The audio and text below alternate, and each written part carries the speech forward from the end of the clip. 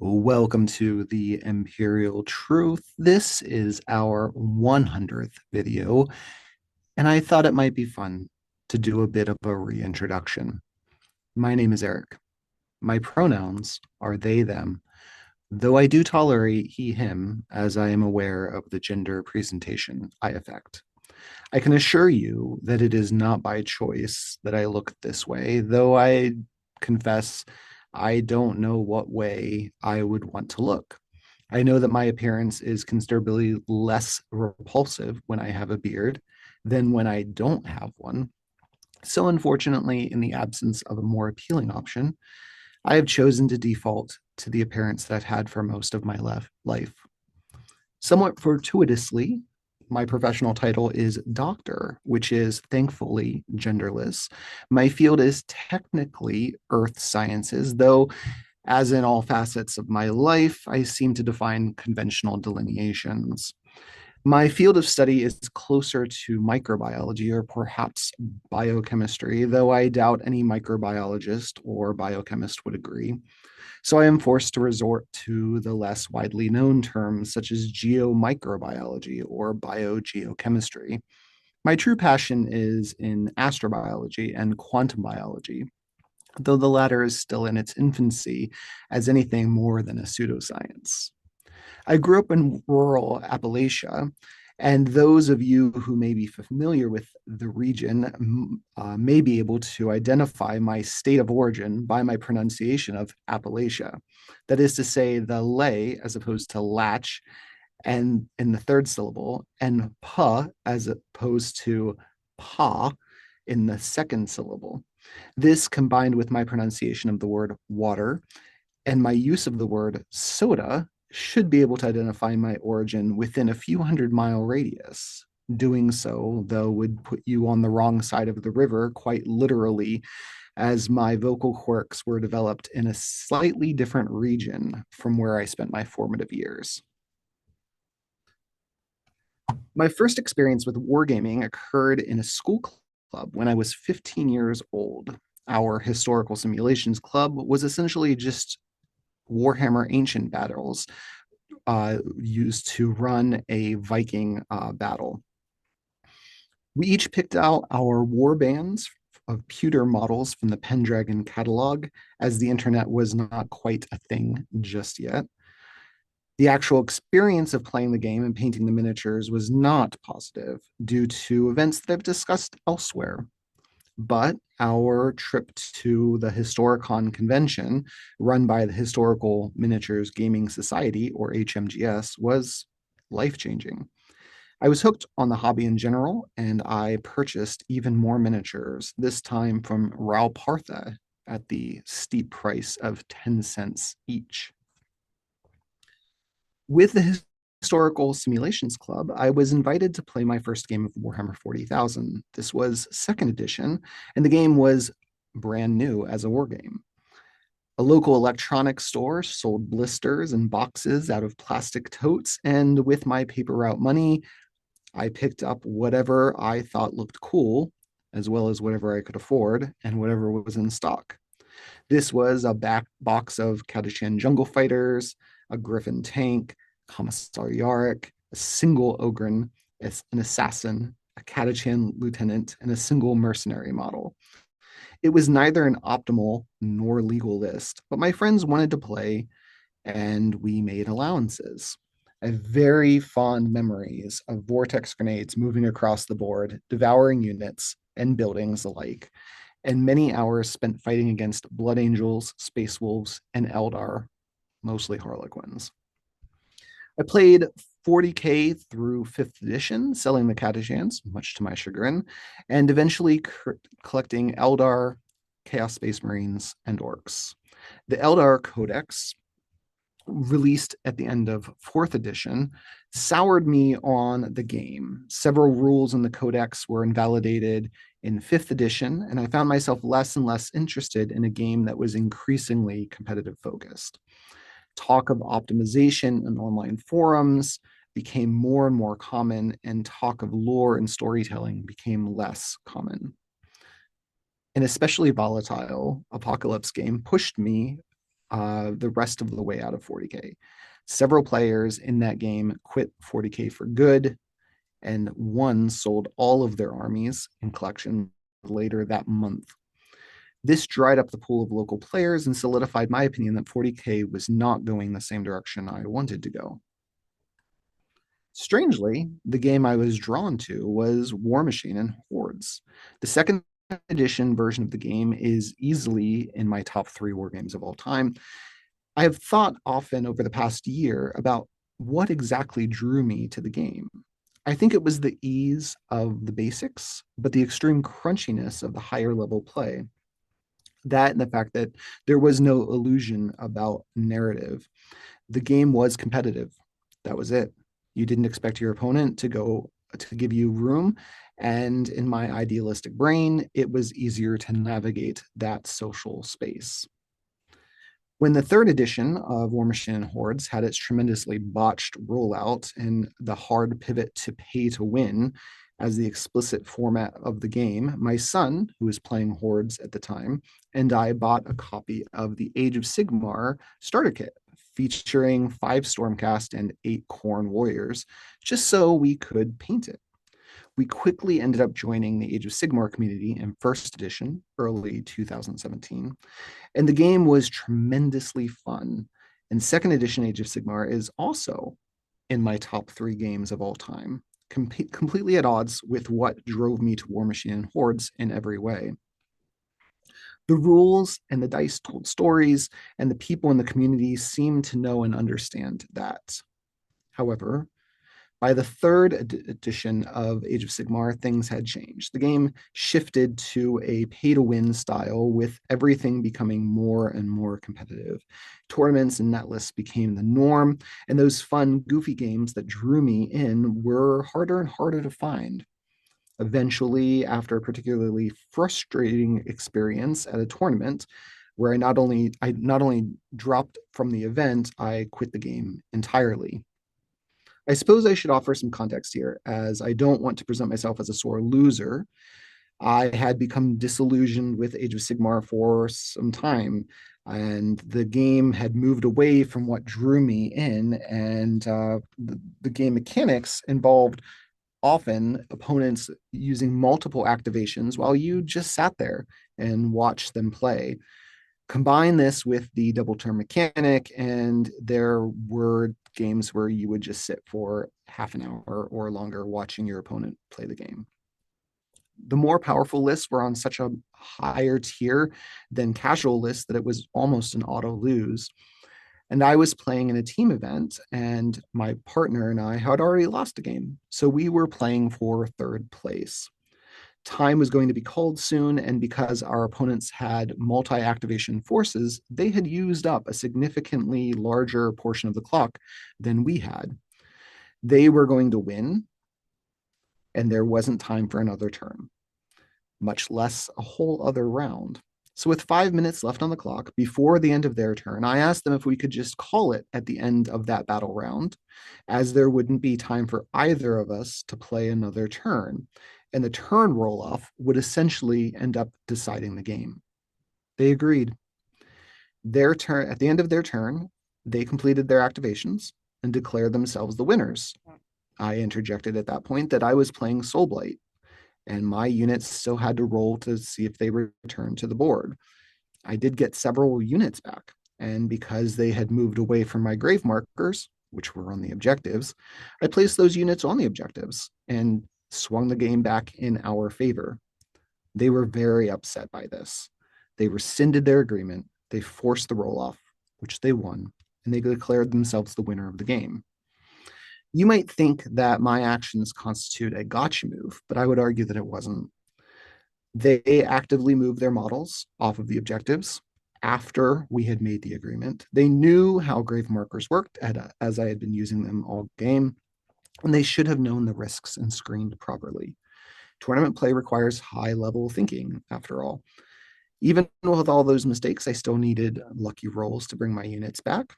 Rescinding the agreement at that point was just bad sportsmanship, on top of sloppy play. In a tournament, you shouldn't do either. But this win at all costs attitude was what had driven me from so many other games before. I played in tournaments because it was a good way to play a volume of games in a single day.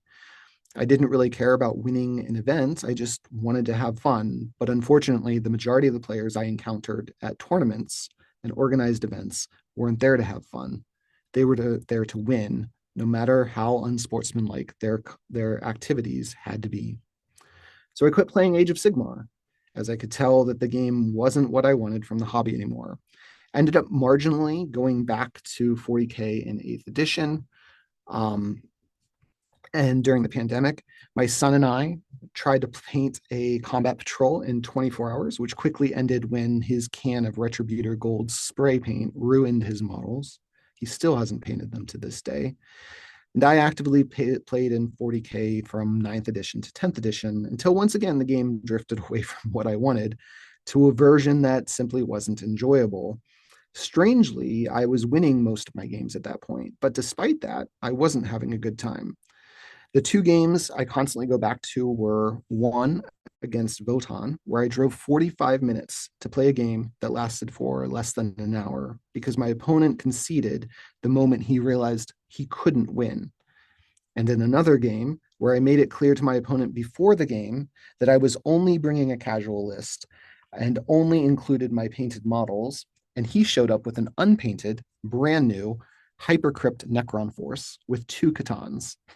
Despite my efforts to find and encourage casual, collaborative, narrative games, 10th edition was so focused on tournaments and competition and terrain layouts that it sapped all the storytelling from the game.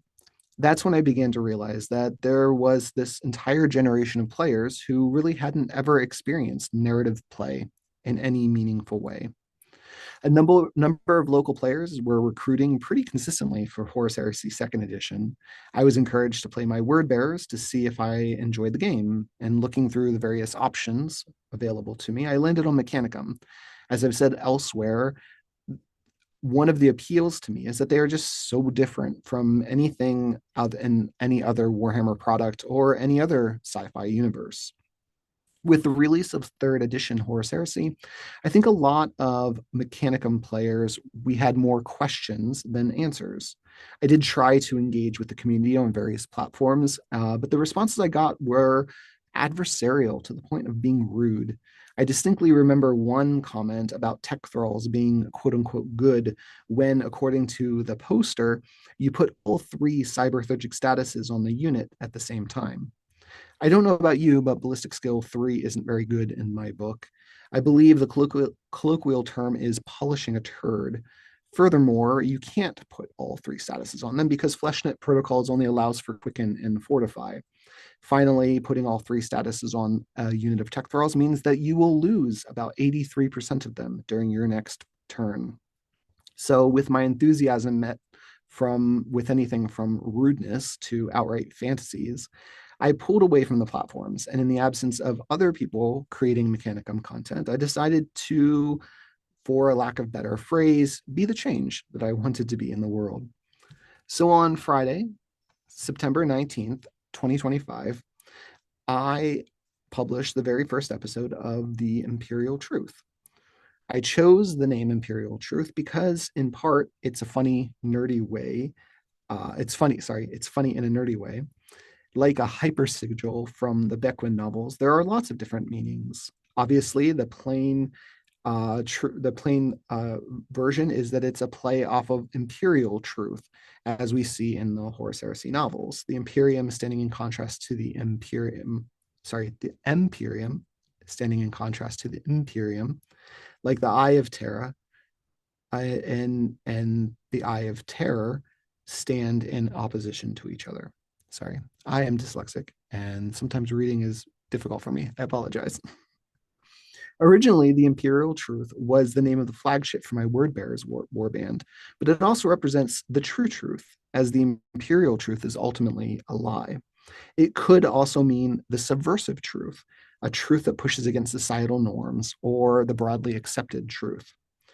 Those themes have popped up in some of my more successful videos about de-influencing your hobby, or maybe pushing back on the idea that third edition lacks flavor.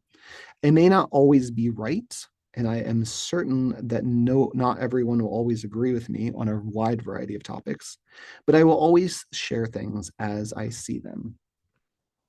I am only going to continue to make content for as long as I have content worth sharing. When I started this channel, my goal was to upload once a week. As as of now, I have been uploading 3 times a week with pretty decent consistency for several months. And as I write this, my wall is filled with the next 5 weeks of content mapped out, 3 episodes a week. But the day may come when we go back to twice a week, or maybe even once a week, if my inspiration runs dry. It's not my intent to ever make content simply to fill space. Thankfully, this hobby is broad and deep, and there is a lot to talk about. I'm sure I'll say it elsewhere in this video, but thank you so much for coming along on this journey with me. It's strange to have people watching my videos, commenting, and being interested in what I'm making. My goal is to continue to make content that is enjoyable to make and to consume. And hopefully, I'll be successful in that for the foreseeable future. So, I want to thank you guys because we are at 100 videos. This is our 100th video. And as of the writing of this PowerPoint, I have 1,625 subscribers, which is 1,624 subscribers more than I ever expected to have. We have had 100,300 channel views or views of content, which is just a crazy number. There's been 19,000 watch hours. 19,000 hours of people watching my videos, which is, again, just crazy to think about, and 2.1 million impressions.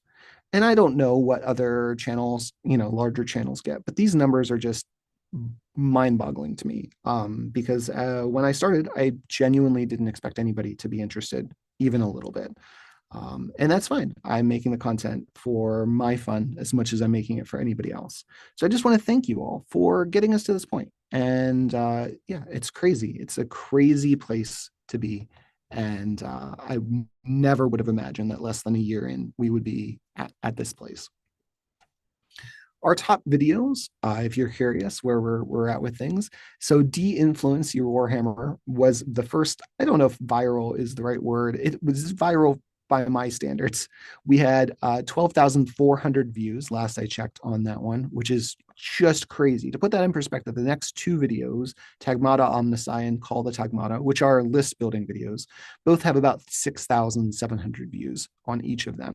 So the De-Influence video is almost double the next biggest video.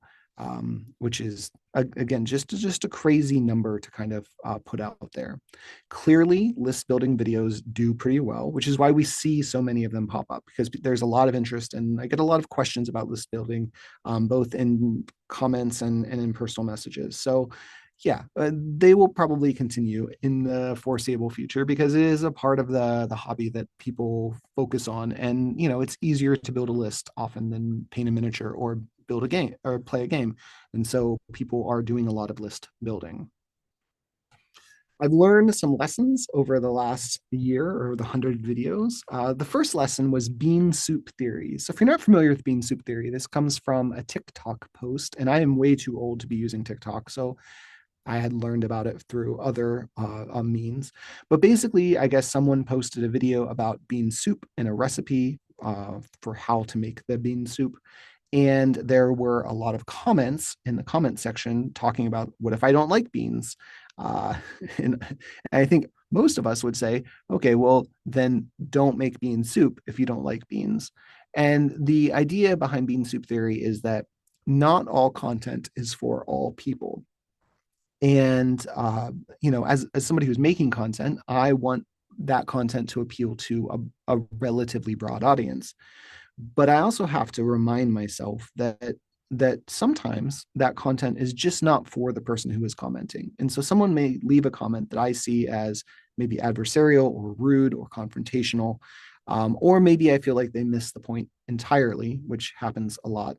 I just need to remind myself that maybe that content wasn't for them, and that's why it landed badly for that person.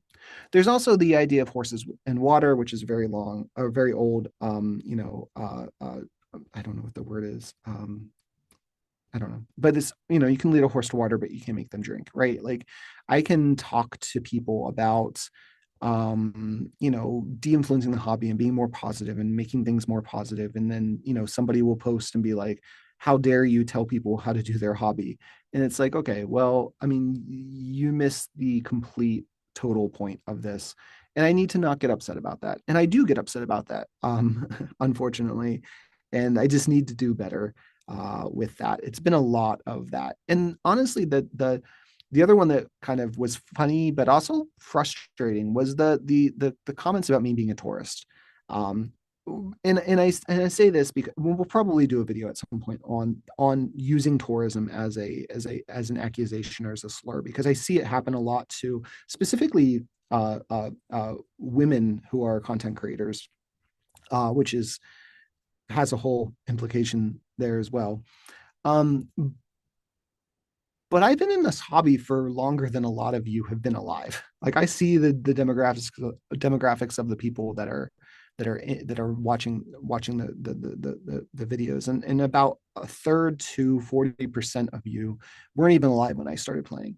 And so the idea that I'm a tourist because I disagree with other people is just it's just a weird thing. Like we can have different perspectives and we can have different views on things, and that doesn't invalidate our participation in the hobby. And if you're the type of person that you have a very narrow view of what the hobby should be, that's fine. That's you are allowed to have that. But that doesn't give you the right to tell other people that they're somehow fake in the hobby because they disagree with you. And I'm going to say something that is maybe selfish here, but ultimately, this is my channel. I built this channel with my videos, with my creativity. I don't have a staff of people doing things. I do everything on my own and build everything on my own. And I make these videos first and foremost for me, and I hope that other people enjoy them, and I know that there's a large number of people that are. I mean, the larger percentage of people seem to be enjoying things. But at the end of the day, I have to be true to myself and be true to what I'm making. And sometimes that's not going to jive with what other people see in the hobby, and that's totally fine and totally acceptable. And I just need to be better about being like, okay, that's fine, and not getting upset about it, which is not something that I've traditionally done on in online spaces. I really like to argue with people online, and I need to not do it. So if you see me doing it, feel free to check me. Feel free to be like, hey, listen, maybe not. Don't be that person. So here are my channel goals overall when I set out with the channel. And I figured I'd share them with you here. And I'll talk about some of the videos that we are doing, some of the series, and some of the series that I have planned. So first and foremost, this is a Horse RC Mechanicum content channel. I am trying to put out Mechanicum content at least once a week. I've kind of switched it to Mechanicum Mondays in my head. So that's what we're doing. So usually I'll have some lore or list building or rules, or we'll talk about something. Just be aware that at some point it's going to start to dry up. There's only so many videos I can do about Mechanicum stuff until they release new models or new rules. And when they do, I will definitely talk about that stuff. But again, if there's stuff that you want to see that I haven't done, or you'd like to see a reprise of, let me know. I'm always up for doing that stuff, and an excuse to put together a video is great. I'm also going to continue to do general horse heresy content. So we're doing the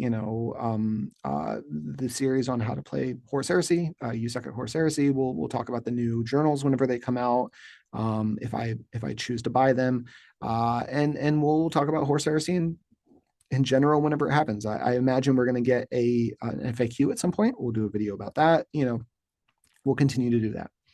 I want to continue to do things that foster collaborative play, talking about that, building my narrative campaign, which will hopefully be done for release by the end of September. That is my current goal for that. And yeah, foster that collaborative play and help people to understand that. I really truly believe, and this is not a knock on sort of millennial age players, but I do think that there was a time probably in my mind, it's the pre-internet age. So those of us who started playing sort of pre 2000-ish, before like online forums and stuff became really popular, I think that the game was very different back then. And if you are from this time, let me know what you think in the comments. I'm curious about your thoughts. I think that the game was very different back then, as opposed to what it became in sort of late fourth edition, early fifth edition, when everybody started talking about like, okay, what's the optimal list to play and things like that. Then the sort of mentality shifted towards, tournaments and competitive play and things like that. And I don't feel like that was the way we played, in second edition, third edition, early fourth edition. Like I said, I think around 2000, if I had to put a number on it, that'd be sort of where it was at. But yeah, let me know what you think, and we'll have general lore discussions because I like lore, and we're going to continue to do lore videos on stuff. We have a few series that are out. We have our Learn to Play Mechanicum series, where I go through Mechanicum and talk about different things. We haven't had a, I know we just had a video on that. So as I come up with videos on that, we will continue to add to that list. I have the You Suck at Horus Heresy series, which is basically how to play Horus Heresy and talking about some of the rules interactions that happen there. We are very close to being done with that. We have reactions, we have movement phase. There may be an end phase section, and then it's pretty much done. So that's cool. We have the Forging a Narrative series, which is mainly focused right now on my narrative campaign that I'm writing for everyone to be able to participate in if they want, and to run in their own clubs and stuff. And again, that hopefully will be wrapping up more or less at the end of September, beginning of October, where I publish a PDF and give everybody access to that. The Science of Slaughter, we had a video that was very Science of Slaughtery a bit back about Space Marines and durability. There hasn't been a lot of call for this. We'll see what happens with the mathematics. But generally, I'll put those in whenever it happens. And then at the time that you are watching this, the first of our Warhammer 40,000, the End Times videos that will have come out. So we'll see how that does. But that's going to be, that is a new-ish series that will cover sort of my tinfoil hats around the end of Warhammer 40,000 and where I think that they're going to take the game and what I think that they're going to do with the game. Some of you won't like that and won't like sort of the direction that I think that they're going to take, and we'll see what happens. But I am pretty convinced that this is the way that they're gonna end this. They will end Warhammer 40,000 and introduce a new setting because things are just getting too complex. I also have a number of plan series that I'm pretty excited to be able to bring out. Some of these you will see in the coming weeks, and some of them are going to come out a little bit later because they require a lot more effort. So the first of these is the Hexarchian heresy. So if you're familiar with the Dornian heresy and this idea that Dorn falls to chaos and this person put together this whole alternative timeline, this has been something I've been thinking about for a long time. So the Hexarchian heresy, I'm not going to give too much away because I kind of want it to be revealed as it goes. But basically, it is six Primarchs who break away from the Imperium, leave the Imperium basically out to dry. The Horus defeats the Emperor, and this other Imperium then proceeds. And so we'll talk about it. I think it's kind of a fun take on it, and it's reasonable, like little things in the lore that could have changed, that could have had really, really big impacts. Yeah, and trying to fix some of the things that I think that don't work in the lore, and resolve some plot lines. I'm just not happy with the way that they went. We are going to have a series called The Aspirant's Path. The Aspirant's Path is for fourth edition. I have tried, like, committed to myself. We'll see how it happens. That I would like to buy the starter box for fourth edition. I have not purchased a starter box for any edition of any game, I don't think, for a long time, for a long, at least 10 years. And so start a Space Marine or Legionis Astartes army. I have some ideas about what I want to do and where I want to go with that. But this will be sort of my first dips into it, and talking about sort of my approach and what I'm thinking about, and why I'm thinking about certain things and whatnot. I kind of had this idea for a Thief of Joy series, and this is going to be about Mechanicum, comparing Mechanicum in second edition to Mechanicum in third edition, and talking about the differences, and talking about the lore differences, and the gameplay differences, and the flavor differences, because there are differences. Death Worlders will be a series about me putting together and painting my old hammer style Catachan army, maybe some painting tutorials, maybe some thought processes. I already have come up with sort of a fun thing. So fourth edition had a format of play called Kill Team that is very, very different than modern Kill Team. And so we're going to do one video about Kill Team and Combat Patrol and sort of where I'm starting with the army, because that's where I'm starting. But then we are also going to talk about put together a modified set of rules so that you can play Kill Team in Horse Heresy with the Horse Heresy rules. Yeah. And hopefully sometime in the next few months, we will start to do battle reports. I know that there have been a few people that have asked for that. And I want to do it. It's a lot of work, and I need to find people that are willing to videotape the battle and go through that. It does make the game a bit longer, and then I have to learn how to edit the videos. So there's a lot to that. But that's kind of where I'm thinking about going. So you can see that we have a lot of content that we can still make, and stuff that I think will all be quality and will be enjoyable to both make and consume. So that's it. This is 100 videos. Thank you very much for staying along on this journey and watching this video. If you have thoughts on things that you would like to see, please put them in the comments. And yeah, thank you very much and have a great day.